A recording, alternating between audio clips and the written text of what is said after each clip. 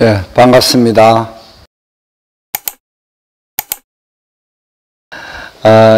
일요일 날 어제 비가 많이 오고 오늘 아침에 해가 뜨니까 그 싱그러움이 또 다른 어떤 늦봄을 정치하며 특히 전등사 경내에 연푸른 잎들이 오늘 비가 오고 나서 더더 마음을 연하게 만든 것 같습니다. 아침 공양을 하고 내려갈 때 햇빛이 솟아 올라올 때 그 광경은 정말 좋았습니다. 템플 오신 분들은 그것을 봤을 건데 비가 오고 난 뒤에 어떤 전등사의 모습이 너무 아름다웠다. 비록 꽃은 아니었지만 자연이 준 그 아름다움은 무엇으로 표현할 수 없을 정도로 아름답다는 말씀을 드립니다. 오늘은 15일 되면 부처님이 오신 날이죠. 그리고 또 부처님 오신 날은 우리는 막연하게 부처님 오신 날 하지만 실제로 저희들이 알고 있는 부처님 절에 대한 기초적인 예절과 법당에 들어가는 그 법을 잘 알고 계실까? 템플 오신 분들은 처음일 수도 있고 또는 기존에 부절에 다니신 분들도 의뢰 절에 들어가는 어떤 습관들을 제가 가끔 이렇게 보면 그런 것 같아서 오늘은 가장 기본적인 기초에 대한 법문을 할까 합니다. 정말해서 법당에 들어가는 예절과 공양간에 들어가는 예절부터 한번 짚어보도록 하겠습니다. 템플 오신 분들은 한번 귀담아 들으시고 또 기존에 있던 신도님들도 한번 이런 게 있었네라고 한번 귀담아 들어주시기 바랍니다.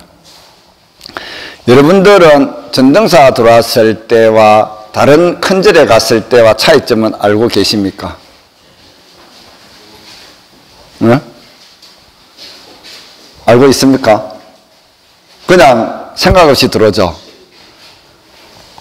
다른 해인사나 통도사나 송강사 어떤 삼보사찰에 가면은 또 다른 어떤 큰 절에 가면 일주문이 있습니다. 일주문이 있고 그 양옆에 사천왕이 있고 그래서 정각들이 착착 배열됐는데 전등사는 없습니다.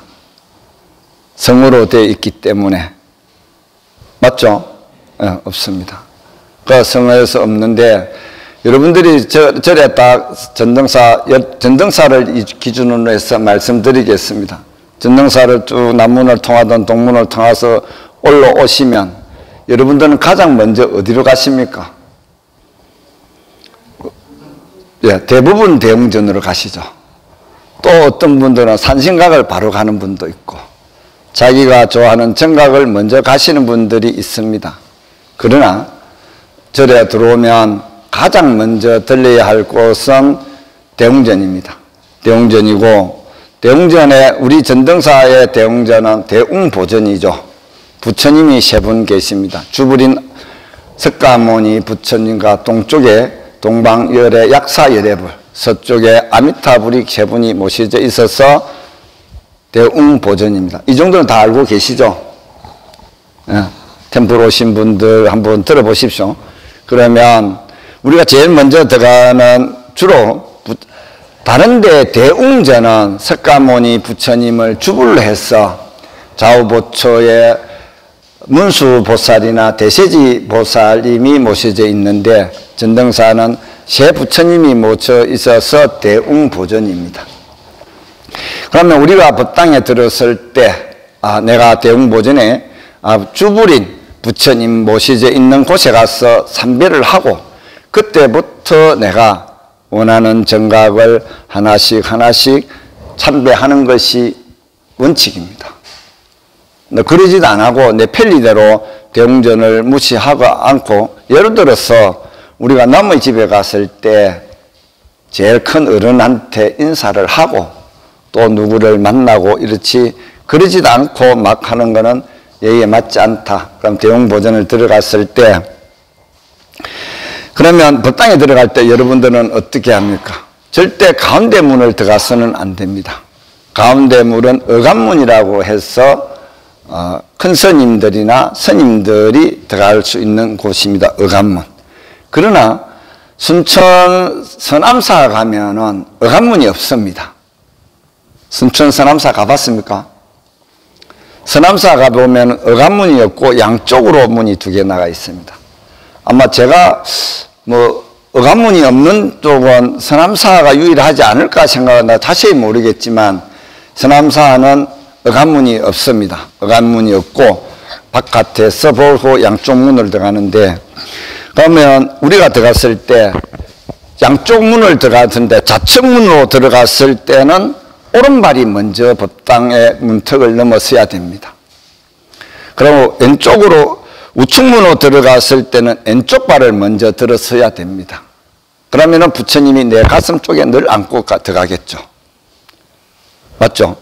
내가 일주일 하면은 등을, 즉 말해서 등을 부처님 전에 보이지 말라. 그 뜻입니다. 내가 들어갔을 때, 좌측문으로 들어갔을 때는 오른발을, 우측문으로 들어갔을 때는 왼발을 먼저 들어서고 나서 부처님을 향해서 반배를 합니다. 바로 들어가서.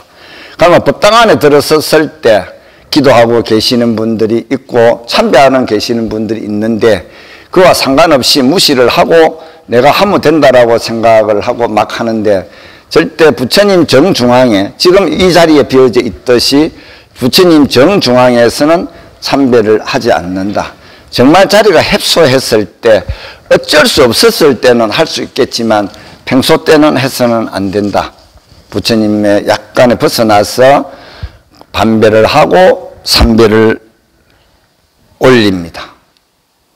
그 정도는 다 아시죠? 템플 오신 분들도 그 템플 안내자 분들께서 말씀하셨죠? 그러고 나서 앞발에 다가서 향이나 초, 내가 쌀이나 준비해 왔던 것들을 피우게 됩니다. 그러면 그 자신이 가지고 있는 촛불이나 향을 다른 사람들이 꽂아놓은 거는 다 무시하고 내 초를 켜야 된다라 생각을 하고 불 끄고 막 그래 하는데, 그러지 마시고, 만약에 초가 켜져 있다면, 새 초가 켜져 있다면 내가 사가온 초는 옆에 놔두면 또 다른 분들이 켜고 꺼지고 나면 켜줍니다. 그럼 전등사에는 향은 피우지 않습니다. 왜 안 피우냐면 전등사는 전부 다 목조 건물이고 또 그 한 그릇이 천장에 올라가면 늘 그렇기 때문에 향을 피우지 않습니다. 근데 이제 그런 다음에 여러분들이 자복을 가져와야 되겠죠. 향을 피웠습니다. 초를 키우고 자복을 가져와서 옆쪽에서 부처님과 정면이 아닌 다른 쪽에서 절을 합니다. 절을 하고 절을 할 때 합장 반배부터 시작합니다. 그러고 1배, 2배, 3배 고두배를 하고 일어서서 고두배 할 때 내가 어떤 어려움이라든지 내 마음속에 하고 싶은 말들은 고두배 할 때 부처님 제가 이런 생각의 말들을 하고 싶은 거는 부처님과 대화를 통해서 내 안에 있는 말들을 하면 됩니다. 여러분 절은 다 할 줄 아시죠? 절하는 법까지 이야기할까요? 그거는 좀 그럴 것 같고, 절은 다 할 줄 아신다 보고 고두배 할 때 이렇게 이마를 대고 여기 내 이마 코에 딱 대서 지극한 마음으로 부처님 고두배 할 때, 그때 내가 원하는 원이 있다면, 소원이 있다면 그때 제가 여러분들이 가지고 있던 마음속에 있던 것들을 부처님 전에 발언을 해봅니다. 그러면 그 원들이 지극해서 이루어집니다. 이루어진다는 믿음이 내 마음속에 가득 차 있어야 되지, 될까 말까 의심이 아닌 지극정성 3배 올리고 난 다음에 내 이 원이 이루어진다라고 자신을 하고 부처님을 믿고 그렇게 하면 또 이루어집니다. 그러면 절에서 반비를 하고 그 다음에 그 고두배가 끝나고 나면 자복을 갖다 놔야 되겠죠. 제자리에. 그러면 제자리에 갖다 놔야 되는데 안 갖다 놓고 그냥 나간다든지 대충 놓고 이래 나가는데 그러지 마시고 내가 가져온 자복은 그 자리에 딱 법당에 관리하는 보살님이 손 안 가게끔 그 자리에 정확하게 딱 놔놓고 나가는 습관들, 그 하나하나가 내 마음이 얼마나 정결한가, 그 행동 하나하나가 수행이다, 기도다. 법당에 들어서는 순간에. 그러면 내 욕심에 의해서 앞사람이 기도하고 있고 뒷사람이 옆에 막 있으면 내만 기도하면 된다, 저러면 된다라고 생각해서 막 하는데 그러지 마시고 조금 기다릴 줄도 알고 그렇게 해서 절을 마치고 고두배 끈을 마치고 자복끈을 갖다 놓고 나면 그 자복하기 전에 신중단에 절을 해야 되겠죠. 신중단에 갖다 놓기 전에 부처님 전에 먼저 인사를 했으면 신중단에 먼저 절을 하고 삼배를 하고 그 다음에 우리 대웅전에는 영단이 없습니다. 무설정 같으면 이쪽에 신중단 절을 하고 저쪽에 영단이 있을까 영단에 삼배를 하고 내가 자복을 갖다 놓는 것이 법당에 대한 가장 기본적인 예의입니다. 여기에 대해서 질문 있으신 분? 괜찮습니다. 법당에 대한 기본적인 그 질문. 이런 것은 제가 잘 몰랐는데 스님 이야기해 보이소. 없어요? 그럼 다음에 할까요? 왜 제가 오늘 이 주제를 정했냐면 부처님 오신 날인데 부처님 오신 날은 알고 있지만 우리가 지켜야 할 예의를 모른다면 법당에 들어갔을 때 부처님을 어떻게 대하고 불보살님을 어떻게 맞이해서 이렇게 내가 절을 다니면서 신앙생활을 해야 되겠다는 어떤 그게 몸에 체득화되어야 되는데 그냥 막연하게 부처님 오신 날이니까 등 달고 간욕하고 그렇게만 하면 된다라고 생각하시는 분도 있어서 제가 초하루 법문 때는 그 육법공양에 대해서 법문한 게 있습니다. 육법공양 법문한 게 있으니까 유튜브에 찾아보면 육법공양에 대한 법문도 있고 가장 기본이 되는 법당에 들어가서 예절과 하는 부분들을 여러분들이 잘 아셔야 어느 절에 가서든지 법당에 들어가는 무례함을 범하지 않고 정말 정성껏 참배하지 않을까 싶어서 그 말씀을 드렸습니다. 그러면 사찰에 들어가서 절을 할 때 여러분들은 절을 어떻게 생각하십니까? 삼배하고 끝나고 나면 되는데 우리는 절을 할 때 삼배부터 시작해서 21배나 108배나 3000배나 많은 절을 하죠. 절 수행은 나를 가장 낮출 수 있고 남을 부처님이나 내가 존경하는 분이나 누구든지 받들어 모신다는 자세입니다. 저는 절을 가장 종합된 수행 방법이라고 생각합니다. 몸과 마음을 다 다스릴 수 있다라고 생각하기 때문입니다. 절을 108배를 하면 몸이 건강해지고 또 내가 탐진치 삼독심이 꽉 차가 있는데 그것을 낮출 수 있습니다. 그래서 어떤 종합의 어떤 수행 방법 중에 하나다. 저는 감히 체력이 되지 않는 수행 방법은 내가 체력이 안 되면 아무리 내가 자선을 한다든지 명상을 한다든지 이렇게 하면 집중할 수 없습니다. 첫째는 체력이 바탕이 되고 난 뒤에 수행이 되어야 되기 때문에 절 수행을 하면은 체력도 좋아질 뿐만 아니라 정신력도 좋아지고 또는 내가 가지고 있는 탐진치 삼독심도 많이 내려앉습니다. 그래서 제가 절을 많이 권장하고 또는 전등사에서 만든 예불대참회문, 보현행은품에서 놓은 예불대참회문에 가지고 절을 많이 해라.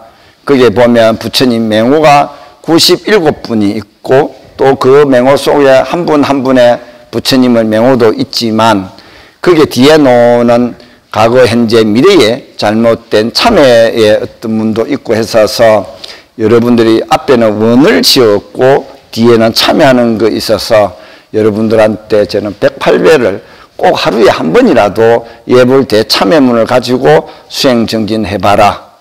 그거를 100일 해보고 200일 해보고 1년을 해보고 나면 여러분들은 몸과 마음이 달라집니다. 정말입니다. 한번 해보십시오.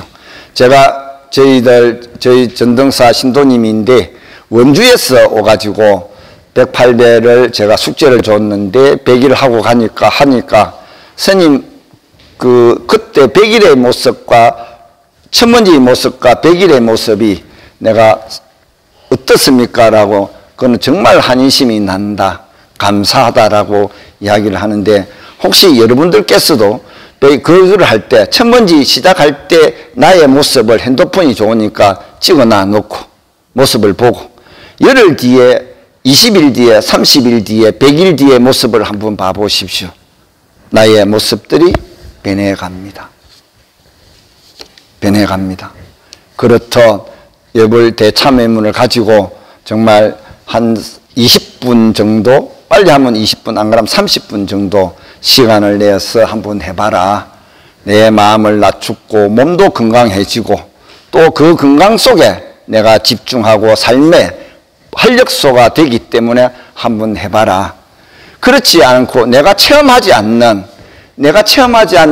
불교의 수행이 마음은 요즘에 여러분들이 가지고 있는 핸드폰이나 또는 많은 통신망이 너무 좋기 때문에 많이 알고 있지만 머리로서는 많이 알고 있지만 실제로 내가 체험해서 그 어떤 것을 느끼지 못했을 때는 여러분들이 풀 수가 없습니다.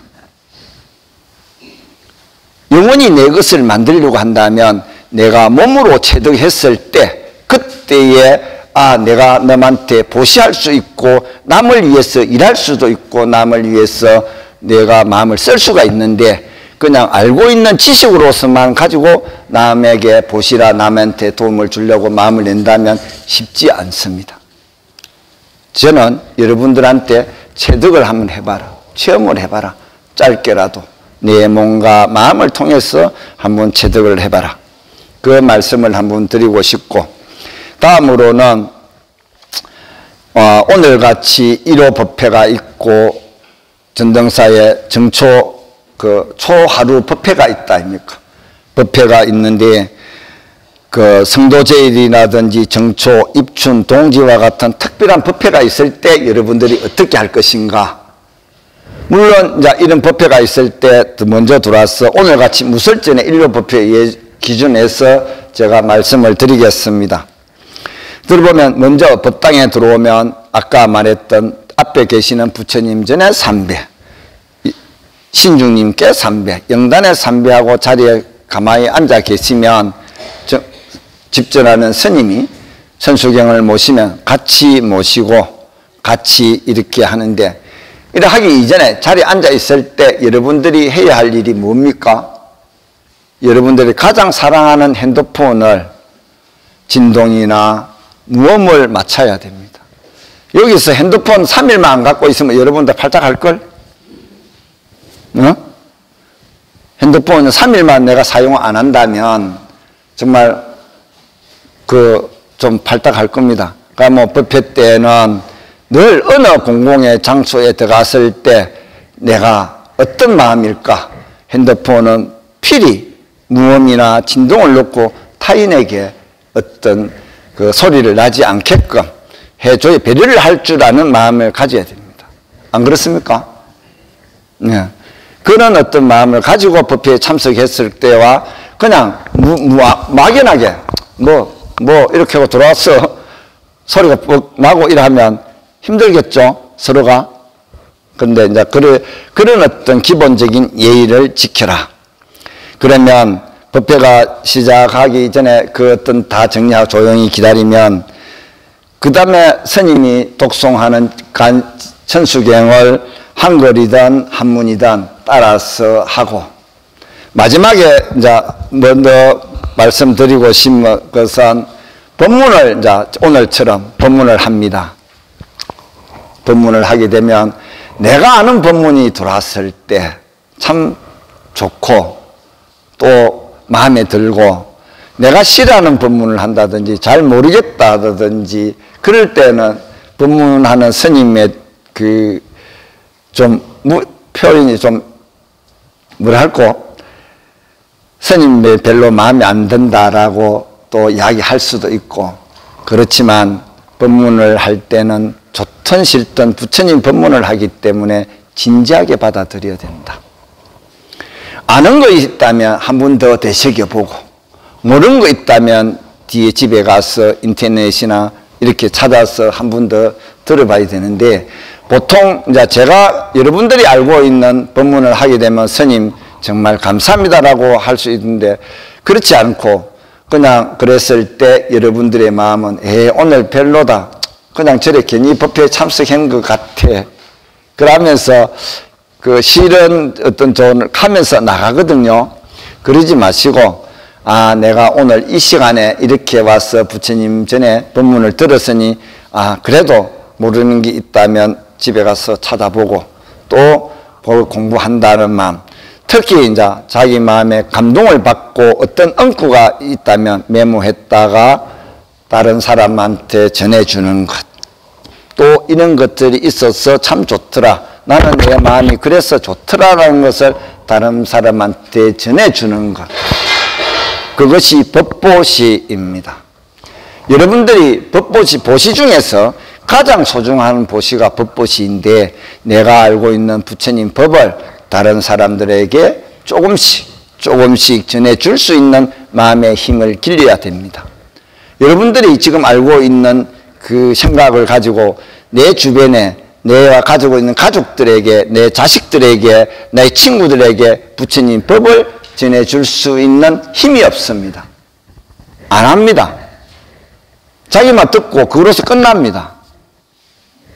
요쪽에는 절에 몇 분 다니는 분들인데, 분명히 아셔야 될 것은 내가 알고 있고 좋은 거는 다른 사람한테 부처님 법을 전해줄 수 있는 그런 어떤 마음을 가지고, 그만큼 마음을 내가 부처님 제자로서 당당하게 믿음으로써 부처님한테 감사하다, 그래서 다른 주위에 있는 사람들한테 부처님 법을 전해줄 수 있는 그런 마음이 있어야 된다는 것을 말씀드립니다.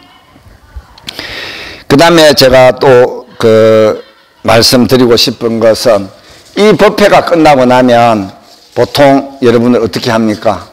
사회자가 말하기 전에 벌떡 일어나서 가버리죠. 그러나 일어나서 사홍서원을 다 같이 해야 됩니다. 이 법회가 끝나고 나서 사홍서원을 하고 난 뒤에 그때 그 공지사항을 듣고 마지막으로 나가야 되는데, 마지막에 나갈 때도 부처님 전에 삼배를 하고 신중님의 삼배하고 영단의 삼배하고 가면 가장 좋겠죠. 좋습니다.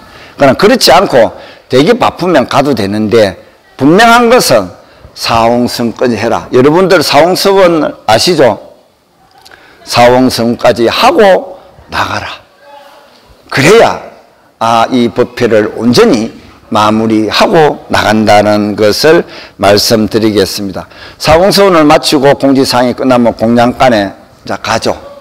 공양을 해야 되는데, 여러분들이 공양간에 들어가는 예법은 다른 스님들이나 말씀을 잘 안 할 수가 있는데, 오늘은 제가 공양간에 대해서 한번 공양에 들어가면서 공양 식사를 하면서 지키는 예절에 대해서 말씀을 드리고자 합니다. 전등사 공양간은 우리나라 절의 어떤 공양간보다도 가장 우수한 공양간입니다. 지금 현재 전등사 공양간이 교수님의 작품입니다.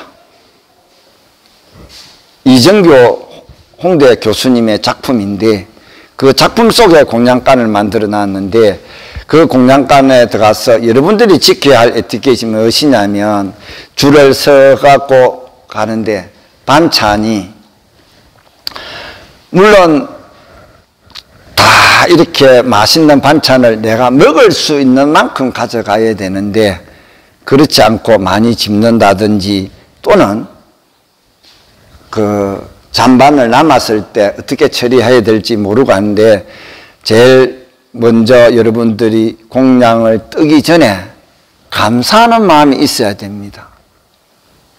그 공양이 이루어지기까지는 수많은 이의 노력과 자연의 힘이 거기에 공양이 들어 있습니다. 의뢰이 절집에 와서 밥 공양하고 가니까 당연한 것처럼 생각하시는데 절집에 한 공양에 대한 것들을 내가 오늘 이 인연으로 절집에 와서 공양하게 돼서 부처님 정말 감사합니다. 정말 감사합니다. 그 감사함이 젖어서 공양 그 보시함이 이으면 그 보시금은 그냥 쓰는 게 우리가 쓰는 게 아니고 다른 데 못 묻고 그 어려운 사람들한테 또 다시 보시로 나갑니다. 그렇듯 여러분들이 공양을 하기 전에 정말 감사하다는 것. 농부의 감사함, 쌀밑자에 보면 8가지의 그 손이 가야 쌀이 생산된다라고 합니다. 그럼 채소를 기르는 사람들, 모든 사람들이 그 소중함을 그 알고 공양을 하라. 그리고 공양을 뜨면서 지킬 예절이 뭐냐? 무건이다. 무건을 해야 되는데 여기에 어떤 도떼기 그 장가에 가서 시장가에 뭐 공양 뜨듯이 막 소리를 지르고 웃고 또 여러 친구가 오래간만에 만났던 사람이라고 해서 막 이런저런 이야기를 하고 공양을 하는데 물론 작은 소리로 오래간만에 만나서 이야기할 수는 있습니다. 그렇지만 공양을 뜰 때는 공양할 때 내가 먹을 만큼 뜨고 또는 무건을 해서 정말로 그 이 공양에 대한 어떤 감사함을 느끼면서 그렇게 조용히 묻는 그것 또한 수행이다. 공양간에 있는 아줌마, 보살님들이 그 여러분들이 공양하기 위해서 얼마나 새벽부터 일어나서 음식 따듬고 해서 그렇게 내놨는데 그 감사함도 모르고 그냥 떠들고 또 공양을 막 이렇게 하는데 그러지 마라. 공양간에 들어가면 최소한의 낮은 소리로 소통을 하고 이야기는 하지만 큰 소리로 이야기하고 웃고 막 그리는 안 했으면 좋겠다. 그게 가장 기본적인 예인데 이제 그게 좀 부족해서 그래도 지금은 전등사 공양간에 들어가면 신도님들이 그렇게 옛날처럼 그 소리 내면서 웃고 공양하고 그러지 않아서 많이 변해서 좋다라는 생각을 해봅니다. 그러면 여러분들이 전등사 식사를 하면서 공양 맛있죠? 맛이 없었습니까? 네, 맛있습니다. 왜 맛있느냐? 농사를 저희들이 한 50%는 짓습니다. 50%, 60%는. 저희들 밭에서 배추, 고추, 그 다음에 무, 감자, 큰 어떤 것들은 우리가 농사를 짓습니다. 짓고, 또 강화도라는 그 토양이 좋아서 이 강화도는 특히 강화도에 나는 모든 농작물들이 맛있습니다. 그래서 다른 절에 묻는 공양과 다를 정도로 맛있습니다. 한번 비교해 보십시오. 여러분들이 집에서 먹는 음식과 전등사에 와서 먹으면 별거 아닌 것 같는데 맛있다. 그만큼 우리 영성부에 있는 농사 짓는 분들과 공양간에 있는 계신 분들이 정성껏 농사를 짓고 그분들 또한 농사를 지을 때 어떤 마음을 지었을까? 우리 신도님들이 와서 맛있게 먹기를 바라고 또 제가 그분들한테 늘 그럽니다. 여러분들이 농사를 지을 때 그냥 농사를 일이 아니라 수행으로서 농사를 지어라. 수행으로서 밥을 지어라. 공양을 해라. 늘 강조를 하죠. 그래서 전등사 직원님들도 수행을 하면서 이 공양을 짓고 농사를 짓고 있습니다. 그래서 더 맛있는데 여러분들이 전등사 공양이 맛있다. 절집에 들어가서 공양간에 어떻게 해야 되겠다. 그런 어떤 생각도 한번 해보시고 그러면 제가 스님들께서 공양할 때 오관계라는 게 있습니다. 들어보셨습니까? 제 5관계 이거는 스님들이 바로 공양할 때 5관계를 합니다. 그거를 한번 읽어드리 보겠습니다. 한번 들어보이소. 그 내용은 이렇습니다. 이 음식이 어디서 왔는가? 내 덕행으로는 받기가 부끄럽네. 마음에 온갖 욕심을 버리고 육신을 지탱하는 약으로서 알아 깨달음을 이루리라. 내 덕행으로 받기 부끄럽다는 거죠. 그래서 스님들은 이 5관계를 꼭 바로 공양할 때나 또는 자기 혼자서 그 음식에 대한 그 받아들이는 것을 늘 생각을 합니다. 그래서 여러분들께서도 그냥 밥 공양을 집에서라도 그냥 이렇게 하지 마시고 함부로 먹지 마시고 한번 정말 이 음식이 내 앞에 오기까지 수많은 이의 그 노력이 들어있고 했기 때문에 감사하다는 마음으로 늘 드시기 바라고, 그 다음에 그렇게 함으로써 내 마음이, 내한테 일어나는 번뇌 망상이 많이 줄어들고 차분한 마음이 들고, 특히 젊은 세대들의 그는 다른 어떤 음식들을 많이 드시지만 그래도 그 음식이 내 몸을 지탱하기 위해서 있는 거지 내가 어떤 식탐에 의해서 먹는다는 생각은 안 했으면 좋겠다는 생각에서 말씀을 드립니다. 그 다음에 아까 제가 잠깐 말했지만 묵언하는 것들 꼭 지켜주십시오. 꼭 지켜주시고, 공양을 다 마치고 난 뒤에는 내가 먹은 것들은 깨끗이 닦아서 제자리에 갖다 놔야 되는데, 스님들은 바로 공양을 할 때나 이럴 때는 공양도 수행입니다. 왜? 스님이 공양하고 난 뒤에 악이라는 악위에 사는 그 생들이 묵고 삽니다. 스님이 바로 공양하고 씻은 물은. 그 악위는 아수라는 목이 조금씩 바늘의 털만큼 되고 배는 이렇게 부릅니다. 스님들이 바로 하고 난 뒤에 물을 먹고 산다고 해서 수행을 하고 깨끗하게 바로를 깨끗하고 난 뒤에인데, 여러분들은 공양하고 나면 그냥 안 씻고 그냥 바로 가서 하죠. 그러니까 최대하게 그릇을 깨끗하게 물 한 잔 부어서 닦아서 먹어도 아무 이상 없습니다. 그런데 그리 안 하고 꾸중물이라 생각하죠. 꾸중물 아닙니다. 그것 또한 내가 마시면 그만큼 내가 아끼는, 나중에 유혹이 되면 다양한 말이 있는데, 그만큼 여러분들이 희주물에 대해서 생각을 하셔야 됩니다. 그러면 성철 스님의 간에서 공양에 대한 일화 하나를 소개해 드리겠습니다. 시간이 좀 그런데 한 5분 정도만 하면 됩니다. 마무리되는데, 그 일화는 어느 해 성철 스님의 저를 찾아가서 백년암에 기도를 하러 갑니다. 신도들이.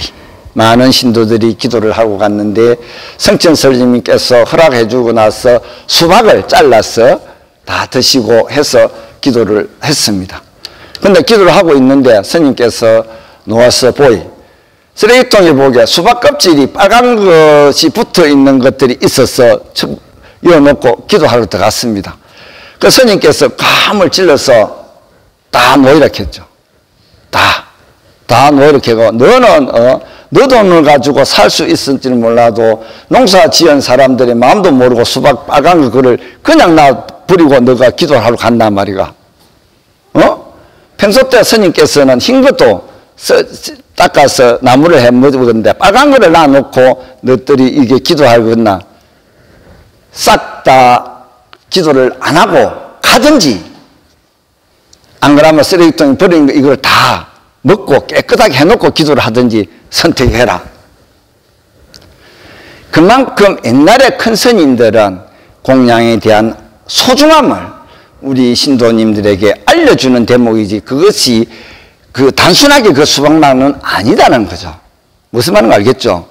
그만큼 우리는 음식을 함부로 대하고 음식에 대해서 소중함을 모르고 당연히 이런 생각을 하기 때문에 제가 이 문을 말하는데, 그래서 스님께서 그 소리 하니까 신도님들도 다 알아차리고 놓아서 다 수박 껍질 쓰레기통에 있는 거 다 끄집어내서 다 넣고 스님한테 싹싹 빌고 스님 제가 우리들이 잘못했습니다 하고 기도를 했다는 그 일화.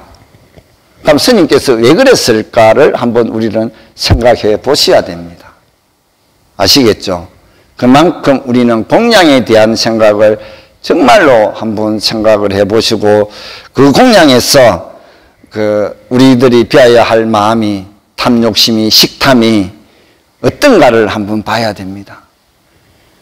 편식을 하면 어떻게 됩니까? 편식을 하고.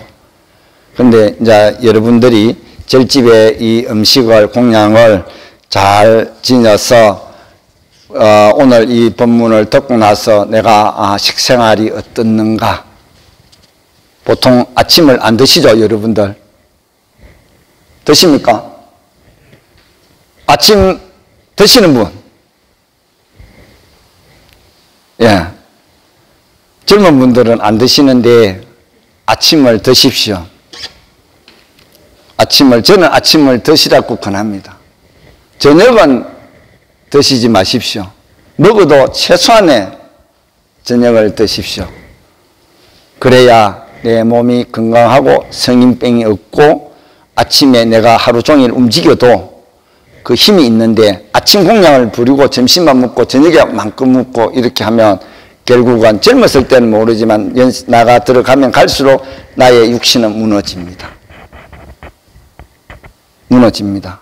그래서 여러분들께서 되도록이면 안에 장부를 씌워주게 하려고 하면 저녁에 잘 때 장부를 씌워주게 해라. 사람도 씌웠어야 되는데 장부도 씌워야 건강해질 거 아닙니까? 근데 장부는 생각 안 하고 내 어떤 그것만 하고 저녁에 잠깐 먹고 또 이따가 아침에 또 아침 공양 안 하고 그러지 마시고 내 식생활부터 저녁에는 되도록이면 작게 먹고 아침과 점심을 많이 먹고 활동하게 움직이고 한 거기에서 건강이 오지지 다른 데서 건강 오는 건 아니다. 옛날에 우리 조상님들이 할머니들이 한 말이 있습니다. 한 끼 굶으면 평생 너희들 그 한 끼 굶은 것을 못 먹는다. 안 맞소? 그 한 끼 굶으면 평생 그거 못 먹는다는 소리를 했는데 여러분들이 좀 아시고 그런 것들에 대해서 좀 많이 생각을 해서 아침은 일찍 일어나서 아침 공양을 꼭 해야 된다는 생각을 한번 바꿔보시면 건강이 달라집니다. 또는 체력이 더 증진됩니다. 그렇게 하시고 그래서 오늘 이 공양, 이 법문을 마치기 전에 여러분들이 알아야 할 5가지 마음에 대해서 한번 말씀드리겠습니다. 첫째, 감사의 마음인 고맙습니다란 말을 늘 생각을 하십시오. 늘 감사합니다, 고맙습니다란 말을 하고 두 번째, 반성의 마음인 미안합니다라고 늘 내 입에서 놓을 수 있어야 됩니다. 미안합니다 말을 잘 안 하죠. 자존심이라고 해서 내가 니한테 어떻게 미안하다 소리 하겠어. 알량한 그 아상 때문에 자존심 때문에 미안합니다 소리를 잘 안 하는데 늘 나는 미안합니다 라고 나를 낮추고 아까 108배 할 때 나를 낮출 수 있는 그 마음을 미안합니다라고 마음을 가지고 세 번째 계모의 마음인 덕분입니다. 여러분들의 덕분입니다. 당신의 덕분입니다 라는 마음을 가져라. 아시겠죠? 그 다음에 네 번째 봉사의 마음인 제가 하겠습니다. 남의 조금 하나 있으면 미루죠. 슬슬 눈치 보면서 먼저 해주기를 바라고 내가 이렇게 하고 눈치 보고 절대 나는 이거 안 해. 제가 먼저 하겠습니다. 그런 어떤 긍정적인 마음을 가지고 있어야 내가 에너지가 살아나는데 그 긍정적인 마음이 없고 늘 미루고 또 미루고 너무 해주기를 바라고 부정적인 마음을 가지면 그 기운이 부정적이지 긍정적인 마음은 없습니다. 내가 조금 더 움직이고 내가 좀 더 마음을 내면 그만큼 좋은 그 긍정적인 마음이 생겨서 기운이 더 좋아진다는 사실을 아셔야 됩니다. 5번째, 유순의 마음인 네, 그렇습니다. 긍정해 주는 거죠. 네, 그렇게 씁니다. 그렇게 씁니다. 그런 어떤 마음을 늘 5가지 이 마음을 가지고 있어서 한번 따라해 보십시오. 고맙습니다. 미안합니다. 덕분입니다. 제가 하겠습니다. 네, 그렇습니다. 이 5가지 마음을 늘 간직하고 좀 부딪히고 있을 때 내가 먼저 미안하다라고 이야기를 하고 먼저 내가 한다면 트러블이라 시기 질투 없습니다. 그러면 그 사람이 내한테 주는 마음은 더더욱 크게 다가옵니다. 그러나 대립을 하게 되고 그렇다면 나의 마음은 더더욱 쪼그라든다. 그렇게 하시고 여러분들께서 일상생활 속에서 이 5가지의 마음을 또 공양에 대한 생각을 한번 깊이 해 주었으면 감사하겠습니다. 오늘 시간이 너무 길게 해서 좀 죄송하긴 하지만 새로 오신 분들 아이고야 스님 왜 그렇게 오래 말하요 이라고 할 수도 있지만 이 5가지 마음을 결론을 지으면서 늘 건강하시고 부처님 오신 날을 맞이해서 부처님께서 이 세상에 출연해서 우리들에게 가르쳐 주신 그 무엇일까 한번 생각해 보시고 늘 행복한 하루하루를 보내십시오. 아시겠습니까? 예, 오늘 법문 마치겠습니다.